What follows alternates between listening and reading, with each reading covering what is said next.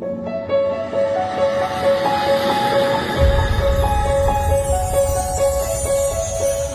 Academy में आपका स्वागत है। मध्यकालीन भारत के इतिहास की श्रृंखला को आगे बढ़ाते हुए आज हम अध्ययन करेंगे लोधी वंश का। लोधी वंश ये सल्तनत काल में सबसे आखिरी वंश है। तो इसका हम देख लेते हैं।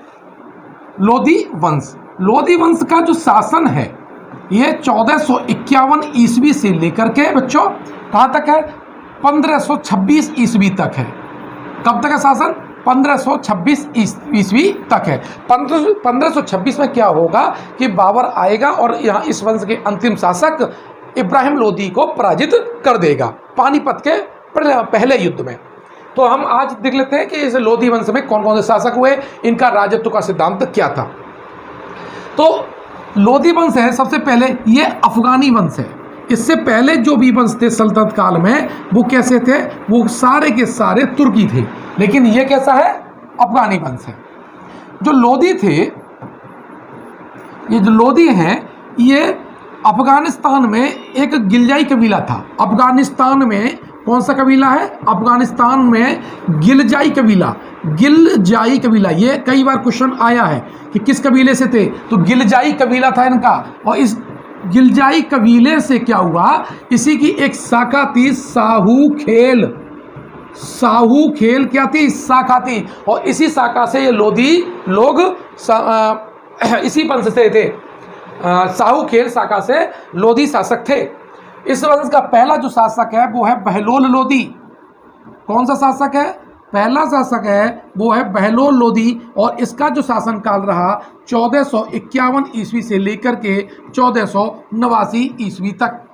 द्वितीय शासक इसका है जो इसका प्रतापी शासक भी है, जिसने संप्रभुता की दृष्टि से पूरी तरह शासन किया, प्रतापी शासक है, और वो है सिकंदर लोधी। सिकंदर लोधी का जो शासन है वो है 1489 से लेकर के 1517 ईस्वी।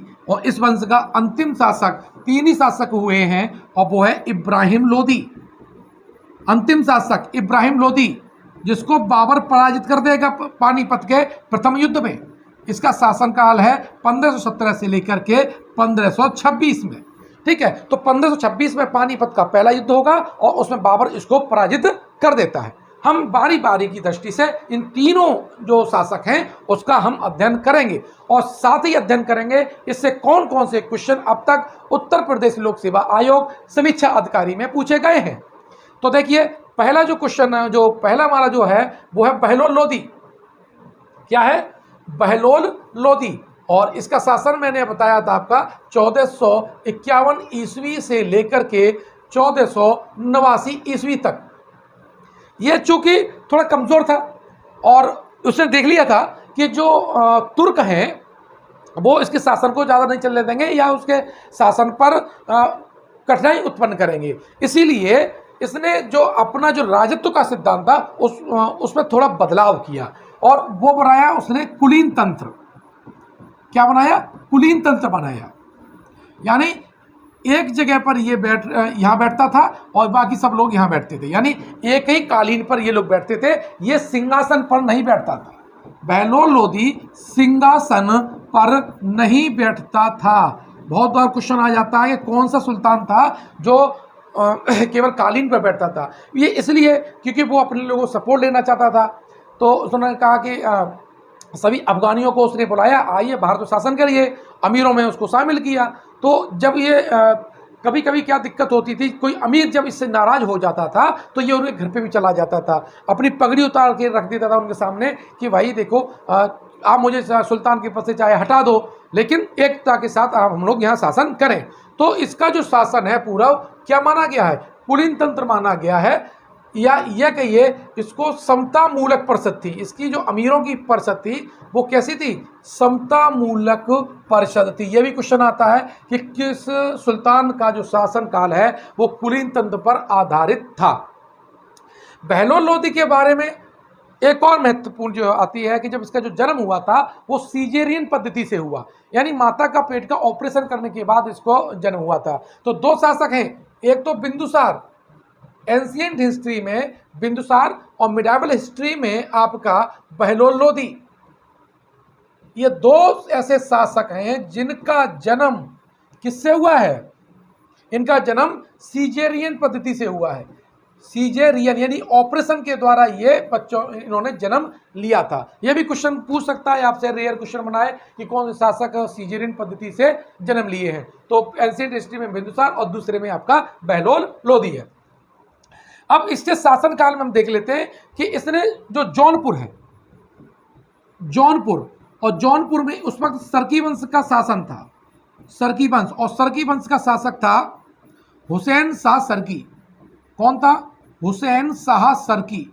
और उसको उसने पराजित करके जो जौनपुर को है वो कहाँ? दिल्ली सल्तनत में शामिल कर लिया। यही इसके राज्य की सबसे बड़ी प्रमुख उपलब्धि थी। और इसका जो सन है वो है 1479 में, यानी 1479 में इसने जौनपुर को दिल्ली सल्तनत में मिला लिया था। इसके अलावा और उसकी कोई खास नहीं है। यहाँ से क्वेश्चन जो बनते हैं वो वही बनेगा, तो कुलीन तंत्र पर आधारित था। अब इसने एक सिक्का चलाया। कौन सा सिक्का चलाया? बहलोली सिक्का चलाया। किस पर? और ये किसका था? चांदी का सिक्का था। ये चांदी का सिक्का है, ये इसने चलाया था। और ये अकबर के समय तक ये सिक्का चलता रहा था। तो यहाँ से जो क्वेश्चन पूछेगा इन लोक सेवा आयोग में वो कि लोधी वंश का संस्थापक कौन था।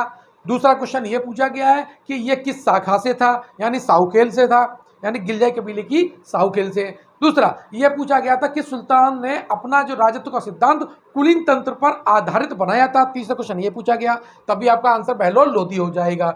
चौथा है कि जौनपुर को दिल्ली सल्तनत में मिलाने वाला शासक कौन था, तभी आपका बहलोल लोधी हो जाएगा। ये सारे क्वेश्चन हैं, ये अब तक लोक सेवा आयोग में पूछे जा चुके हैं। अब देख लेते हैं हमारा जो नेक्स्ट शासक है वो है सिकंदर लोधी। बहुत इंपॉर्टेंट है, सबसे ज्यादा यहीं से पूछे गए सिकंदर लोधी। और सिकंदर लोधी का जो शासन है वो 1489 से लेकर के 1570 ईस्वी तक है। तो सिकंदर लोधी के बारे में आप एक चीज समझ लीजिए कि ये दाढ़ी नहीं रखता था। क्या नहीं रखता था? दाढ़ी नहीं रखता था, सुंदर था, ठीक है। और दूसरा इसका जो वास्तविक नाम है वो भी पूछा गया। इसका जो वास्तविक जो नाम है वो था निजाम खां। क्या है? निजाम खां। जब ये गद्दी पर बैठा तब इसने अपनी भौगोलिक और रणनीतिक दृष्टि से नए शहर बनाने की एक योजना बनाई। और उसके तहत ये 1504 में इसने आगरा नगर की स्थापना की। ये मोस्ट इंपॉर्टेंट क्वेश्चन है, सारे एग्जाम में ये अब तक पूछा जाता रहा है कि आगरा शहर की स्थापना किसने की थी। तो आगरा शहर की स्थापना 1504 में किसने की है? सिकंदर लोधी ने। तो क्या था? ये दिल्ली है और दिल्ली से यमुना आती है और यहाँ पे आगरा है। तो आगरा का जो और दिल्ली से पहली बात तो है कि ये नदी प्रणाली के द्वारा नदी मार्ग से जुड़ा हुआ था। यहाँ पर व्यापार की दृष्टि से भी उपयुक्त था, सामरिक दृष्टि से भी ये उपयुक्त था। तो इस आधार पर इसने फिर 1506 में क्या हुआ, इसे अपनी राजधानी बना लिया। ध्यान रखिएगा, ये पूछ लेता है कि आगरा को राजधानी किसने बनाया, कब बनाया। सिकंदर लोधी ने 1506 में बनाई, आगरा को राजधानी बनाया। अब देखिए इसके कार्य हम देख लेते हैं, इसके कार्य क्या क्या है। यानी सिकंदर लोधी के कौन कौन से, चूंकि इस वंश का ये महान शासक है, तो सबसे पहले इसने क्या किया, अपने राज्य में जो खाद्यान्न कर था, खाद्यान्न पर जो चुंगी कर था, यानी जब किसी भी जैसे ये पूरा आपका नगर है, ये इसका फाटक है, तो यहाँ जब एंट्री करते थे तो अनाज पर जो चुंगी लगती थी उसको उसने खत्म कर दिया ताकि रेट जो है वो नीचे आ जाए और जनता को क्या हो, सहूलियत मिले। तो पहला उसने किया, राज्य में खाद्यान्न कर पर जो चुंगी कर है उसको उसने क्या कर दिया, समाप्त कर दिया।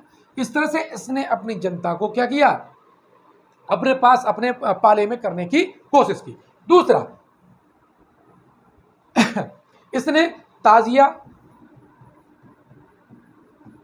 और मुहर्रम के जो जुलूस निकलते हैं, जुलूस जो निकलते हैं उसको क्या कर दिया, बंद करवा दिया, बंद करवा दिया। तो ये बहुत इंपॉर्टेंट क्वेश्चन है कि किस मुस्लिम शासक ने ताजिया और मुहर्रम के जो जुलूस थे उसको निकालने में प्रतिबंध या प्रतिषेध कर दिया था। तीसरा इसने क्या काम किया कि ये जो गड़ा हुआ जो खजाना था, गड़ा खजाने में कोई हिस्सा नहीं लिया। उसने कहा कि जो गड़ा हुआ खजाना मिलेगा उसमें कोई हिस्सा सुल्तान का नहीं होगा, इससे पहले लोग लेते थे। साथ ही इसने एक गज ए सिकंदरी, एक है गज ए सिकंदरी मापन पद्धति में, भूमि मापन पद्धति में इसने एक परिवर्तन लाया और एक पैमाना बनाता है गज ए सिकंदरी, जो मुगल काल में अकबर के समय तक भी ये रहा। तो ये पूछ लेता है कि गज ए सिकंदरी किसने बनाया था, तो सिकंदर लोदी ने बनाया। और ये कितने इंच का होता था, इसकी माप सामान्यतः 30 इंच की होती थी। तो इस तरह से हम देखते हैं कि इसने क्या क्या किया, गजे सिकंदरी पैमाना बनाया, गड़े हुए खजाने में कोई हिस्सा नहीं लेता था बंद, और ये इसने ताजिया और मुहर्रम को क्या कर दिया, बंद कर दिया।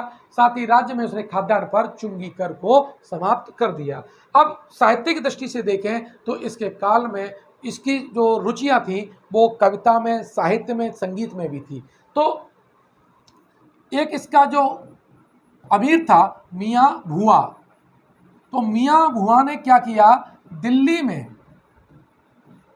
में मोठ की मस्जिद बनाई। बहुत आधा ये कि मोठ की मस्जिद का निर्माण किसने किया, तो ये किया तो मियाँ भुआ ने किया है, लेकिन किसके समय, सिकंदर लोदी के समय किया है।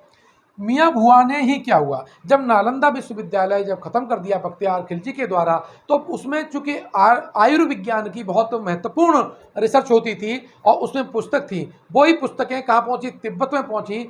तो उसने जो आयुर्वेदिक या आयुर्विज्ञान की जो पुस्तक थी, जो महायानी बौद्धों की थी, उसका फारसी में अनुवाद करवाया सिकंदर लोदी ने। तो मियाँ भुआ ने जो तिब्बती महायानियों का जो आयुर्विज्ञान का जो ग्रंथ था जिसमें जड़ी बूटियों का उल्लेख था, उसका फारसी में अनुवाद किया। तो उसका जो नाम रखा उन्होंने तिब्बत ए सिकंदरी, क्या रखा, तिब्बत ए सिकंदरी रखा। और इसी को हम कहते हैं फरहंगे सिकंदरी, फरहंगे सिकंदरी। ठीक है, तो ये भी पूछा जाता है ये क्या था, ये आपका आयुर्विज्ञान का क्या था, ग्रंथ था। और इसका क्या किया इन्होंने, ये फारसी में इसका अनुवाद हुआ था, फारसी में अनुवाद हुआ था। साथ ही इसे संगीत कला में भी रुचि थी। तो संगीत पर प्रथम फारसी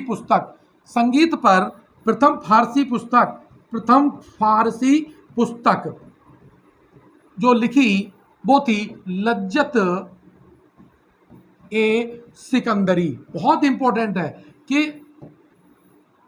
इसके समय पर पहली जो पुस्तक है फारसी में जो संगीत पर लिखी गई वो कौन सी है, आपकी लज्जत ए सिकंदरी। साथ ही एक क्वेश्चन मोस्ट रिपीटेबल है यहाँ का कि ये गुलरुखी नाम से अपनी, ये गुलरुखी नाम से कविताएं किया करता था। ये क्लीन शेप रहता था और ये क्लीन शेप रहने वाला पहला सुल्तान भी था। इस तरह से मैंने आपके बारे में बताया कि यहाँ से कौन कौन से क्वेश्चन आपसे पूछे जाते हैं। सिकंदर लोदी जिसका 16 जुलाई 1489 में इसका राज्यारोहण हुआ।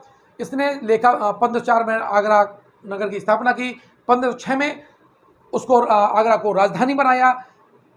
राजस्व को और लेखा परीक्षण पर सुधार करते हुए इसने लेखा जोखा की जो प्रणाली है वो शुरुआत की है। गजे सिकंदरी इसने पैमाना चलवाया। ताजिया मुहर्रम पर इसने रोक लगाई।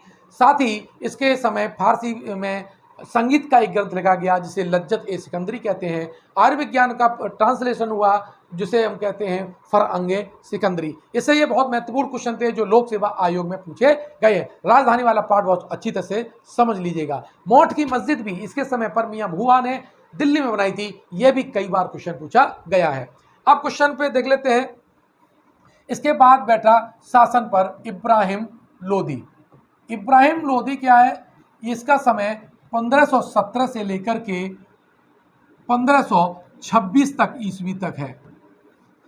तो इब्राहिम लोदी के समय एक समस्या जौनपुर में आई और जौनपुर जो वाला पोर्शन था ये इसके भाई जलाल खां को मिला उत्तराधिकार में। तो जलाल खां ने क्या किया, विद्रोह कर दिया और उसने स्वतंत्र होकर के कालपी में अपना राज्यारोहण किया, यानी अपने आप को कालपी में आकर के स्वतंत्र घोषित कर दिया दिल्ली सल्तनत से। तो ये पूछ लेता है और नाम रखा इसने अपना जलालुद्दीन। अब सत्ता के जो दो केंद्र कैसे हो सकते हैं, तो एक का तो मिटना तय था। तो इब्राहिम लोदी ने जलालुद्दीन को पराजित कर दिया और अपना जो प्रतिद्वंदी था, जो आंतरिक समस्या इसके समय जो उत्पन्न हुई थी भाई के द्वारा, वो उसने खत्म कर दी। लेकिन इससे जो इसके कई शत्रु भी थे, तो आंतरिक समस्या के रूप में इसको जो इसके जो घर वाले जो चाचा थे और जो परिवार वाले लोग थे, वो इसे असहयोग करते थे और शक की दृष्टि से देखते थे। 1517 ईस्वी में, 1517 और 18 ईस्वी में घटोली का युद्ध हुआ। और यह घटोली का युद्ध हुआ किस किस के बीच में, एक तो इब्राहिम लोदी था, इब्राहिम लोदी और राणा सांगा के बीच में हुआ। ये राणा सांगा वही गद्दार है जिसने क्या किया, बाबर को भारत पर आक्रमण करने के लिए बुलाया। क्वेश्चन पूछा जाता है कि भारत पर आक्रमण करने के लिए किसको बुलाया गया, किसने आमंत्रण दिया था, तो वो है राणा सांगा। यानी जयचंद के बाद अगर कोई गद्दार है तो राणा सांगा गद्दार होता है, ठीक है।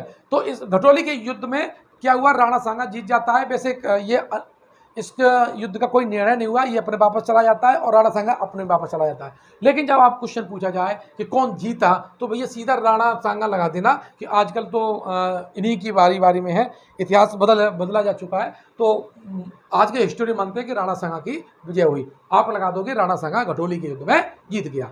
अब 1526 में युग परिवर्तन वाली घटना है, वो घटी, और वो है पानीपत का प्रथम युद्ध। पानीपत का प्रथम युद्ध, पानीपत का प्रथम युद्ध कब हुआ है, 1526 में हुआ है। और एक तरफ है इसमें इब्राहिम लोदी और दूसरी तरफ है ये बाबर। बाबर का शासन इब्राहिम लोदी के कोई चाचा ने भी किया था, राणा सांगा ने भी दिया था, कि उनको ये उम्मीद थी कि ये इसे पराजित करके वापस चला जाएगा। लेकिन बाबर के पास क्या था, उत्कृष्ट तोप खाना था, तोप खाना था। साथ ही इसने तुलगमा पद्धति से रणनीति यानी कुशल रणनीति बनाते हुए इसने जब आक्रमण किया और फलस्वरूप इब्राहिम लोदी पराजित हो जाता है। तो इब्राहिम लोदी यानी ये रण क्षेत्र में मारा जाने वाला एकमात्र सुल्तान है। क्या है, एकमात्र सुल्तान है। इसी के साथ में एक और व्यक्ति मरा, वो था विक्रमजीत। विक्रमजीत मानसिंह का लड़का था, जिसने ग्वालियर का वर्तमान जो किला बनवाया था। तो ये भी इसके साथ में रण क्षेत्र में ही मारा गया था। जो कोहिनूर जो हीरा था, हुमायूं को विक्रमजीत के परिवार से ही मिला था, उसने फिर वो बाबर को दे दिया था। तो इस तरह से जो सल्तनत काल में लोदी जो अंतिम शासक है, इब्राहिम लोदी को पराजित करके जो बाबर है वो मुगल वंश की स्थापना करता है और यहाँ से लोदियों का शासन खत्म हो जाता है और खत्म हो जाता है सल्तनत पीरियड, अर्थात जो सुप्रीम पोस्ट सुल्तान वो। और जब मुगल वंश आते हैं तब सुप्रीम पोस्ट हो जाएगी बादशाह। तो सल्तनत काल के अंतर्गत हमने 5 राजवंशों का अध्ययन किया। अगर आप देखिए ये अब इससे संबंधित महत्वपूर्ण जो क्विज होगी, जो हमारे मोबाइल एप्लीकेशन पर ही उपलब्ध होगी, उसमें हम बहुत महत्वपूर्ण, हमें जो लगता है क्वेश्चन जो आने वाले हैं उनका हम आपको प्रैक्टिस कराएंगे। अगर आपने toppers club IAS academy, toppers club IAS academy, ये इसी नाम से हमारा फेसबुक पेज है, एफबी पे पेज है, इसी पर हमारा जो यूट्यूब चैनल है और इसी नाम से हमारा ट्विटर है। तो आप कहीं भी हमको फॉलो कर सकते हैं और इसी नाम से हमारा जो है वो क्या है, मोबाइल ऐप है। तो आप उसको डाउनलोड कर लीजिएगा और ताकि आपको सारी चीज़ें मिलती रहें। टेलीग्राम चैनल हमारा इसी नाम से है, इसको ज्वाइन कर लीजिएगा ताकि वहाँ पर आपको पीडीएफ और अन्य नोट्स भी मिलते रहेंगे। तब तक के लिए मैं आपसे विदा लेता हूँ। धन्यवाद।